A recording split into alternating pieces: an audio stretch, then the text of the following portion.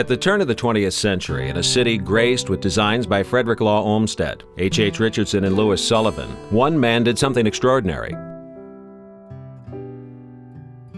Darwin D. Martin, an executive with the Larkin Soap Company, brought Frank Lloyd Wright to the table. Martin's influence in bringing America's greatest architect to Buffalo, New York, resulted in an array of buildings, including two iconic works of his Prairie period, the Larkin Administration Building and the Martin House. The Larkin Building would become legendary as a progressive commercial design years ahead of its time. The Martin House complex was Wright's domestic symphony, an expansive suite of buildings that Wright regarded as one of the enduring and inspiring compositions of his early career. Demolished in 1950, the Larkin Building was perhaps the greatest architectural loss in Buffalo's history. But thanks to an unprecedented effort, the Martin House complex has fared much better. Abandoned for over 16 years, the complex became a misunderstood eyesore in a residential section of a city beset by hard times. The complex lost 3 of its 6 original buildings to the wrecking ball in the early 1960s and seemed destined for a fate similar to Wright's Larkin Building. Then, slowly but surely, the Martin House emerged from the shadows.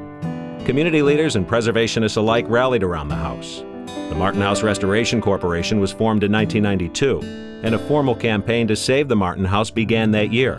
Now, nearly 2 decades later, the Martin House complex has reached milestone after milestone. 4 major phases of restoration work, including the ambitious recreation of the pergola, conservatory, and carriage house, have been completed. A distinctive yet complementary visitor center, the Eleanor and Wilson Greatbatch Pavilion, designed by architect Toshiko Mori, stands adjacent to the historic structures. Begun in 2010, the final major phase focuses on restoring the interior of the Martin House through an intricate combination of major mechanical upgrades and an aesthetically driven restoration of Wright's detailed woodwork and finishes.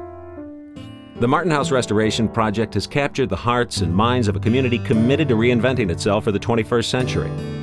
As the effort nears completion and begins to realize its full potential, the project is attracting accolades from well beyond Western New York.